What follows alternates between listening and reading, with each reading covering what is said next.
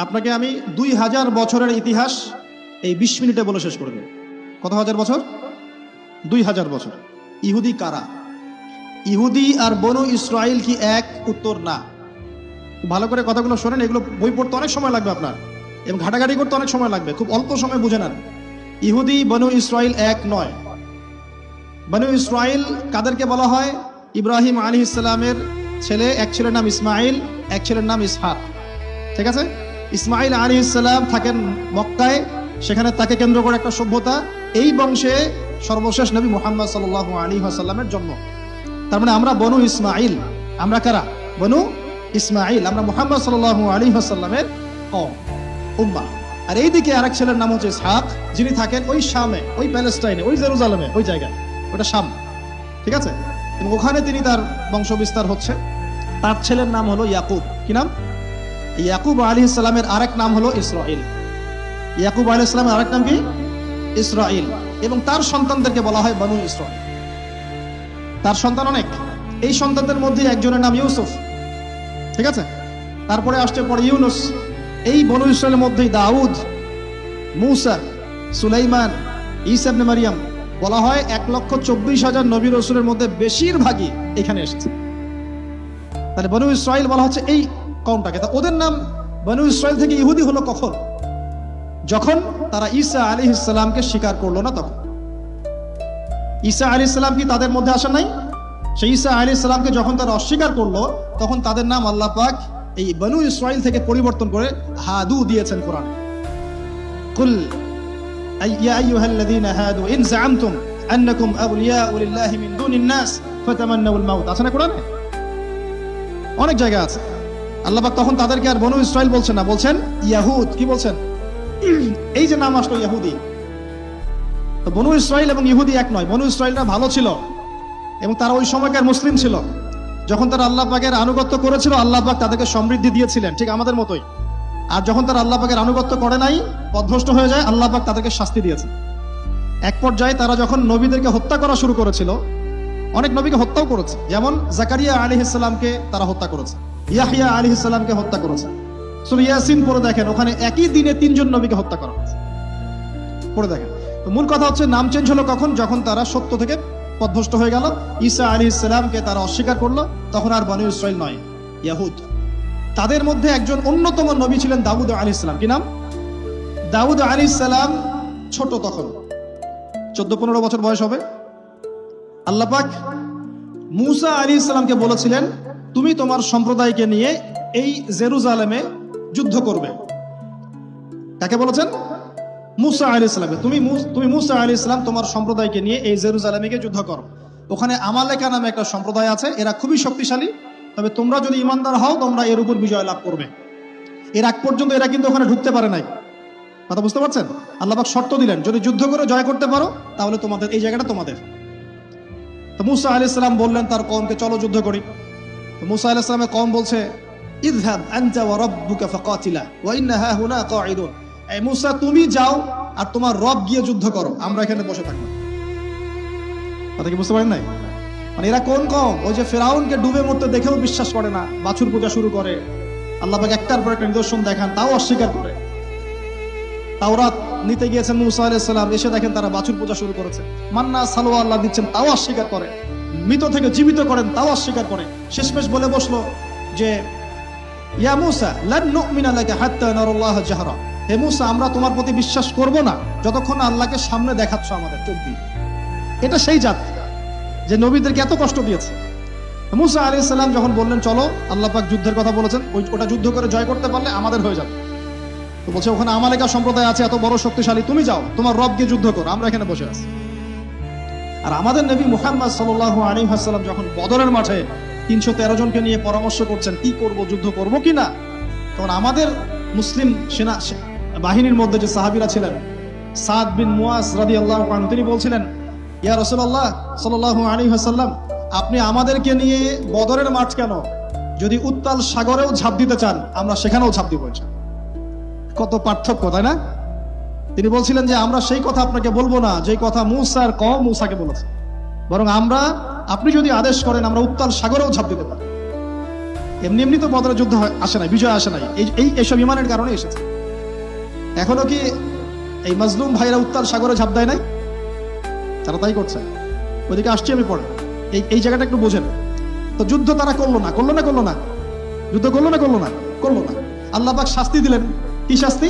40 বছর আল্লাহ পাক ওদেরকে একটা জায়গায় ঘুরপাক খাওয়ানো শুরু করলো। সকালে উঠে একটা পাহাড়কে কেন্দ্র করে ঘুরতো, সন্ধ্যায় এসে আবার সেই জায়গায় থেমে যায়। এটাকে বলা হয় তিহ উপত্যকার 40 বছরের শাস্তি। সূরা বাকারার মধ্যে দলিল আছে।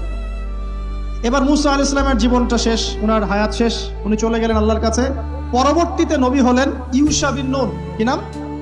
ইউশা বিন নুন। মনে রাখার চেষ্টা করেন, ভুলে যান না আবার। ইউশা বিন নুন একজন নবী। এবার ইউশা বিন নুনের সময় ওই বনু ইসরাইলি বলছে যে আমরা যুদ্ধ করতে চাই, ওই জায়গা আমরা দখল করতে চাই। আমিন। এখন আসেন, কোন জায়গা ভাই? কোন জায়গা যুদ্ধ করতে চায়? আচ্ছা, জেরুজালেম নিয়ে এত কথা কেন জানেন? কারণ এই জায়গাটা শেষ জামানার সবচেয়ে ইম্পর্টেন্ট জায়গা। শেষ জামানার সবচেয়ে ইম্পর্টেন্ট জায়গা 3টা, মুখস্থ করেন। কয়টা?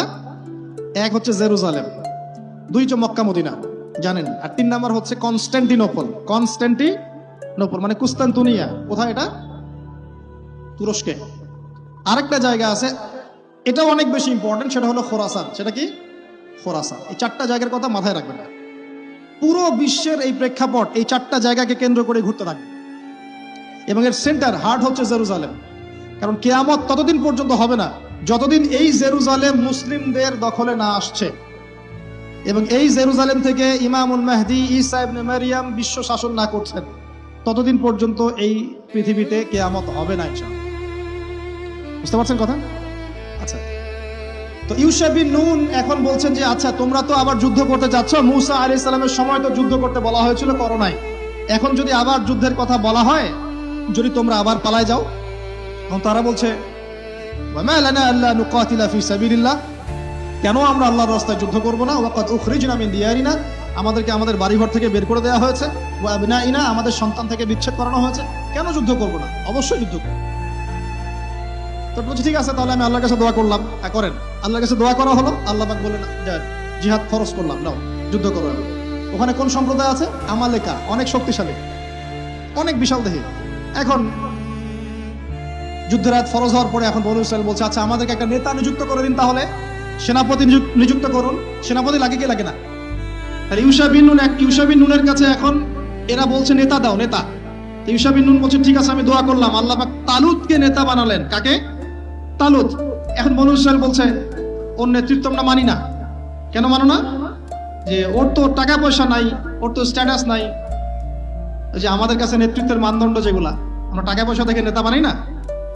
আপনার টাকা নেই, আপনি নেতা হতে আসছেন কেন? আপনার স্ট্যাটাস নাই, আসছেন কেন? ও বনু ইসরাইল একই কথা বলছে, ওর তো টাকা নাই, স্ট্যাটাস নাই, নেতা হবে কেন?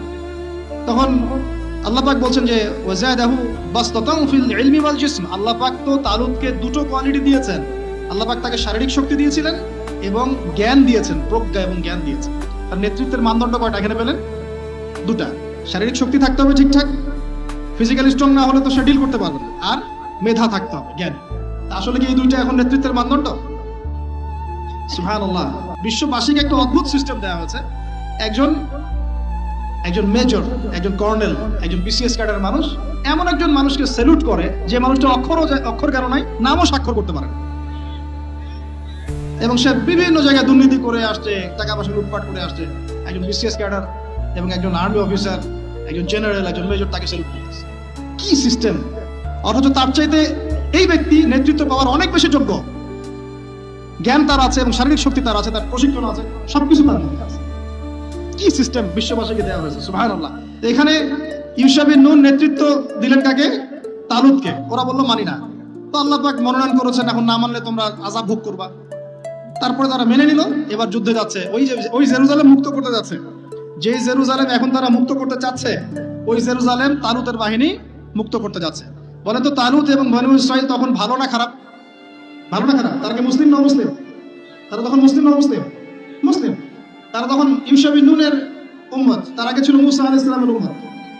এবার তালুত বললেন যে আল্লাহ পাক তোমাদেরকে পরীক্ষা করবেন, সামনে নদী আছে, এই নদীর পানি পান করতে পারবে না। যদি পান করো তাহলে তোমাদের নাম কাটা, তোমরা আর যুদ্ধে অংশগ্রহণ করতে পারবে না। ফামান শারিবা ফালাইসা মিন্নি, যে ব্যক্তি এখান থেকে পানি পান করবে সে আমার অন্তর্ভুক্ত না। ওয়া মান লাম ইয়াতআমহু ফাইন্নাহু মিন্নি, যে ব্যক্তি এখান থেকে পানি পান করবে না সে আমার সাথে যুদ্ধে যেতে পারবে। ইল্লা বিগুরফাতিন বিয়াদি, মানে এক অঞ্জলি পানি শুধু পানি পান করতে পারবে, এক অঞ্জলি পানি, এতটুকু বেশি। তো ফাশারিবু ইল্লা কালিলাম মিনহু, আল্লাহ পাক বলেন ওদের বেশিরভাগই পানি পান করলো, অল্প কিছু বাদ দিয়ে। অল্প কিছু সংখ্যা তাফসীরে এসেছে 313 জন বাদ দিয়ে, 313 জন বাদ দিয়ে, 313 যে বদরে এখানেও। তো এবার এই 313 জনকে নিয়ে তালুত এগিয়ে গেল, গিয়ে দেখলো বিশাল বাহিনী, বাপরে বাপ, একদম আমালেকা সম্প্রদায়ের। সেখানে নেতৃত্ব দিচ্ছে ওদের সেনাপতি, তার নাম জালুত। কি নাম? জালুত।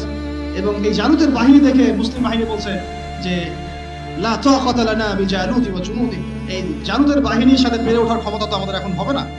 কিন্তু যারা ভেবেছিল যে আল্লাহর সাথে সাক্ষাৎ করতে হবে, যাদের ঈমান দৃঢ় ছিল, তারা বলেছিল কাম মিন ফিআতিন কলিলাতিন গালাবাত ফিআতান কাসীরাতান বিইذنিল্লাহ, তোমরা ভয় পেও না, আল্লাহর হুকুমে বহু ছোট ছোট দল বড় বড় দলের উপর বিজয় লাভ করেছে।